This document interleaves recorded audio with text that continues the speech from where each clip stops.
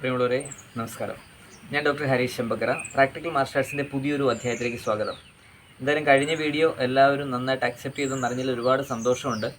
ഒരുപാട് പേര് വിളിച്ചിരുന്നു, അതിൽ ഒത്തിരി സന്തോഷം. അപ്പോൾ ഇന്നത്തെ വീഡിയോ നമ്മൾ ചർച്ച ചെയ്യുന്നത് നമ്മൾ ഈ ചെയ്യുന്ന പ്രാക്ടിക്കലായിട്ടുള്ള കാര്യങ്ങളൊക്കെ തന്നെ നമ്മൾ റോഡിൽ ചെയ്യണമെങ്കിൽ ഒരുപാട് വ്യത്യസ്തമായിട്ടുള്ള പ്രാക്ടീസുകൾ വേണം. ഉദാഹരണം പറഞ്ഞാൽ നമ്മൾ ആയോധനകല പഠിക്കുന്നതും നമ്മുടെ മിലിറ്ററി ട്രെയിനിങ്ങും തമ്മിലൊന്ന് താരതമ്യം ചെയ്യുമ്പോൾ ഒരുപാട് വീഡിയോസ് ഇപ്പം കിട്ടുമല്ലോ. മിലിറ്ററി ട്രെയിനിങ്ങിൽ ഒരുപാട് ഹാർഡ് പ്രാക്ടീസുകളൊക്കെ ഉണ്ടാവും. ഇപ്പോൾ ഉദാഹരണം പറഞ്ഞാൽ നമുക്കിപ്പോൾ ഒരാൾക്കിട്ട് വടിക്ക് അടിക്കണം എന്ന് തോന്നിക്കഴിഞ്ഞാൽ അടിക്കണം എന്നുള്ളൊരു മനസ്സുണ്ട്, അതെങ്ങൊന്നും വരില്ല. ആ ധൈര്യം വെളിയിൽ നിന്നൊന്നും അല്ല കിട്ടുന്നത്, നമ്മുടെ ഉള്ളിൽ നിന്നാണ് വരേണ്ടത്. ആരും തരത്തില്ല. അതുകൊണ്ട് കിട്ടണമെന്ന് നമ്മൾ ചെയ്യുന്നത് നിങ്ങൾ കണ്ടിട്ടുണ്ടോ, ടയറില്ലേ, നമ്മുടെ വണ്ടിയുടെയൊക്കെ വലിയ ടയർ, ആ ടയറിനിട്ട് കണ്ടിന്യൂസ് ആയിട്ട് അടിച്ച് പഠിപ്പിക്കുക എന്ന് പറഞ്ഞു കഴിഞ്ഞാൽ മണിക്കൂറുകളോളം നിർത്തി അടിക്കുമ്പോൾ അവനുണ്ടാകുന്ന ആ ദേഷ്യവും വൈരാഗ്യവും ഒക്കെ കൂടെ കൂടിയിട്ടാണ് പിന്നീട് ഒരാൾ അടിക്കുമ്പോൾ നമുക്ക് അടിക്കാനുള്ളൊരു പ്രേരണ ഉണ്ടാകുന്നത്.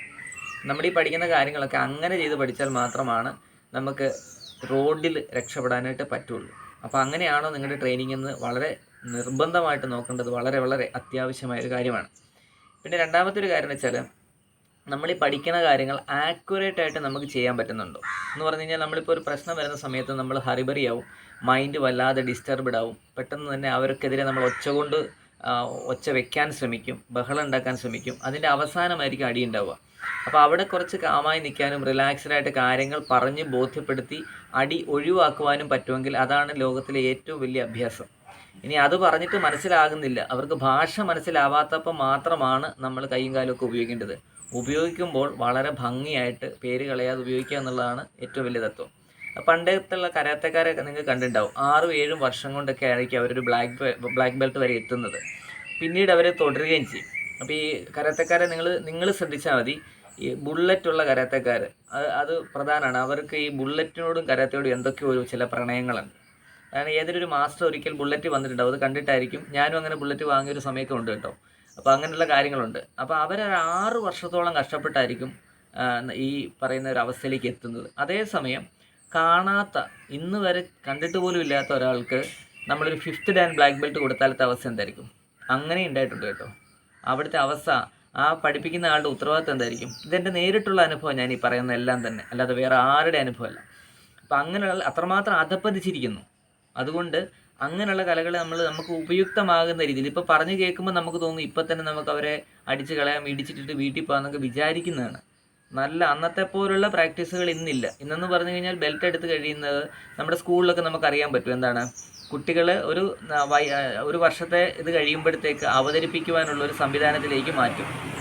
എന്തൊക്കെയോ ആക്കിയിട്ട് വിടുകയാണ്. അപ്പോൾ പഠിക്കുന്ന കുട്ടികളോട് രക്ഷകർത്താക്കൾ എന്താ പറയുന്നത്, എൻ്റെ മകന് ഇതുപോലെ ഇവിടെ സ്കൂളിൽ കരാട്ടെ പഠിക്കുന്നുണ്ട്, ഭരതനാട്യം പഠിക്കുന്നുണ്ട്, കുച്ചിപ്പുടി പഠിക്കുന്നുണ്ടെന്ന് പറയുന്ന അതേ അവസ്ഥയിലായിരിക്കും എന്ത് പറയണത്, മാർഷൽ ആർട്ടിനെ കുറിച്ച് പറയണത്.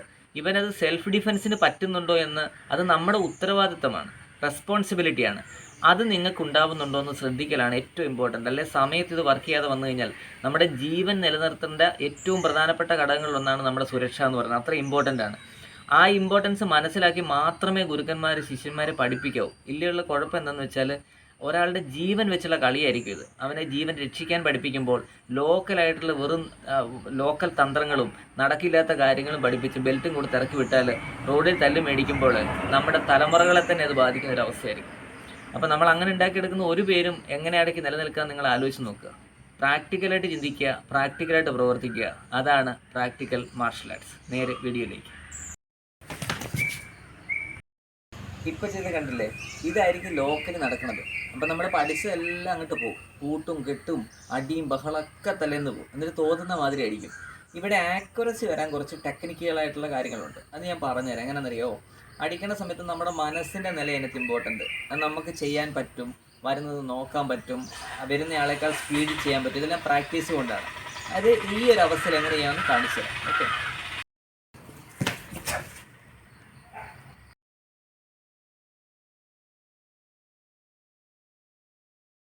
ഇവിടെ നമ്മൾ സ്റ്റുഡൻസ് ആയതുകൊണ്ട് അങ്ങോട്ടും ഇങ്ങോട്ടും അവർക്ക് അപകടം പറ്റാതെ നോക്കുന്നുണ്ട്. പണ്ടുള്ള ഫുൾ കോൺടാക്ട് കരാത്തയിലൊക്കെ കയറി ഇടിക്കുക തന്നെയായിരിക്കും ചെയ്യുക. അപ്പോൾ ഇൻറ്റേർണലായിട്ടുള്ള ഇഞ്ചുറി ഉണ്ടാവാതിരിക്കാനായിട്ട് അവരുടെ ബോഡി എന്ത് ചെയ്യും, അവർ വളരെ സ്ട്രെങ്തിൽ ഉണ്ടാക്കിയെടുക്കും. ഇപ്പോൾ അതൊന്നും സാധ്യമല്ല. കാരണം ഒരുമാതിരിപ്പെട്ട പുതിയ തലമുറയിൽ എല്ലാവരും തന്നെ ഈ ജങ്ക് ഫുഡൊക്കെ കഴിച്ചതിന് ശേഷം വെറുതെ കിടന്നുറങ്ങുന്നവരായിരിക്കും, മൊബൈലിൽ കളിക്കുന്നവരായിരിക്കും. അപ്പോൾ അവർക്കിത് പറഞ്ഞിട്ടുണ്ടാവുമോ എന്നറിയില്ല. ഇതിൻ്റെ ഒരു സുഖം വേറെയാണല്ലോ. അപ്പോൾ നമ്മൾ ചെയ്യേണ്ട ഒരു പ്രധാനപ്പെട്ട കാര്യം എന്ന് വെച്ചാൽ ഇത് നമുക്ക് എവിടെ വരെ കൈ ഇറങ്ങരുത് എന്നുള്ള കാര്യങ്ങളാണ്. അതിനുവേണ്ടിയാണ് നമ്മൾ ഇടിച്ചൊരാളെ മൂവ് ചെയ്യിക്കുന്ന രീതിയിലായിരിക്കും പഞ്ചിങ് കിറ്റുകൾ ഉപയോഗിക്കുക. പഞ്ചിങ് കിറ്റിൻ്റെ ഉപയോഗം അതാണെന്ന് പറഞ്ഞു കൊടുക്കണം. അല്ലെങ്കിൽ അവരെന്ത് ചെയ്യും, ഡെയിലി പഞ്ചിങ് കിറ്റ് ഇടിച്ചിട്ട് ഒച്ച കേൾപ്പിക്കാനുള്ള ശ്രമമേ ഉണ്ടാവുള്ളൂ. ഇനിയിപ്പോൾ ഒരാൾക്കിട്ട് വടിക്കടിക്കുന്നു, അപ്പോൾ നമുക്ക് എന്ത് ചെയ്യണം എന്നുള്ളത്, ആ ഒരു മനസ്സുണ്ടാവാൻ എന്ത് ചെയ്യണം എന്നുള്ളത് കാണിച്ചു തരാം. ഓക്കെ, ഇതൊരു സൂപ്പർ പ്രയോഗം എന്ന് പറഞ്ഞാൽ നിങ്ങളുടെ ഒരു കുറുവടി ഉണ്ടെങ്കിൽ ഒരാൾ അടിച്ചാൽ ആ അടിക്കുന്ന കൈക്കിട്ടൊന്ന് തട്ടിയിട്ട് കാലിൻ്റെ നമ്മുടെ ഇവിടെ ഒരു ചെറിയ കണയുണ്ട്, ആ കണ കൂട്ടി ഒരടി അടിച്ചാൽ 100% ഉറപ്പാണ്. അടി കൊണ്ടാൽ പിന്നെ വരില്ല, 100% ഉറപ്പാണ്. ആ ഭാഗത്താണ് അടിക്കാൻ പഠിപ്പിക്കുന്നത്. അപ്പോൾ ആദ്യം നമ്മൾ അടിച്ചുകൊണ്ട് നിർത്താൻ പഠിക്കണം. രണ്ടാമത് അടിച്ചാൽ ആ സ്പോട്ടിൽ കാല് പൊക്കാൻ പഠിക്കണം. ഓക്കെ, കാണിച്ചു തരാമേ.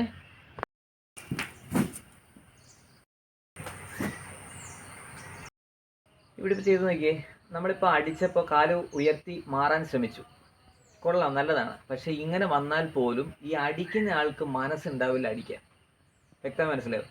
അതിനൊരു ട്രിക്ക് ഞാൻ പറഞ്ഞുതരാം. നിങ്ങളൊന്ന് പ്രാക്ടിക്കലായിട്ട് ചെയ്ത് നോക്ക്, അതിൻ്റെ മനസ്സിൻ്റെ ഒരു ഉറപ്പൊക്കെ കിട്ടും. നേരെ നോക്കാം.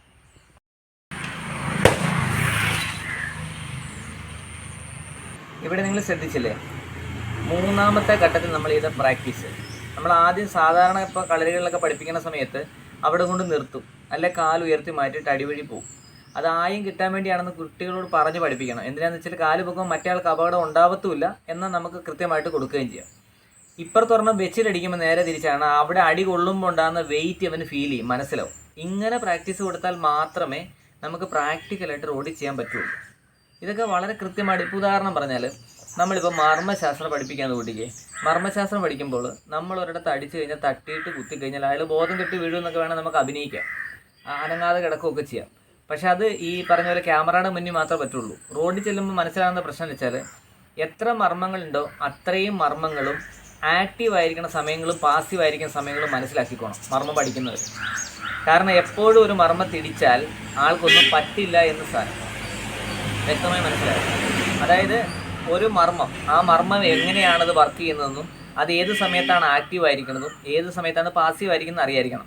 അപ്പോൾ ആക്റ്റീവ് ആയിരിക്കുന്ന സമയത്ത് എങ്ങനെ അടിച്ചാൽ എങ്ങനെ ആഘാതം ഉണ്ടാവുമെന്നും അത് നമ്മൾ ഉദ്ദേശിച്ച രീതി കിട്ടുമെന്നും നമുക്ക് അറിയായിരിക്കണം. ഇല്ലാത്ത പക്ഷം നിങ്ങൾ മർമ്മസ്ഥാനത്ത് ചെയ്താൽ ബോധം കെടുമെന്നൊക്കെ പറഞ്ഞ് ഇടിച്ചു കഴിഞ്ഞാൽ ആ ഇടി കൊള്ളുന്നതും തിരിച്ചു വന്ന് നിങ്ങളുടെ ബോധം കെടുത്തും. അതുകൊണ്ട് വളരെ ശ്രദ്ധിക്കണം. ഇങ്ങനെയുള്ള ശാസ്ത്രം പഠിക്കുമ്പോൾ വളരെ ഡെപ്തിൽ അറിയാവുന്നവരുടെ കൂടെ, നല്ല പ്രാക്ടീസ് കൊടുക്കുന്നവരുടെ കൂടെ പഠിക്കാൻ വളരെ ശ്രദ്ധിക്കുക. നമ്മുടെ പണ്ടൊക്കെ പറയുന്ന പോലെ 10-12 വർഷം പഠിച്ച് കളരി പഠിച്ച് ജീവിതം കളഞ്ഞ ഒരുപാട് പേരുണ്ട്. 32 വർഷം 40 വർഷമൊക്കെ പഠിച്ച ആളെ എനിക്കറിയാം.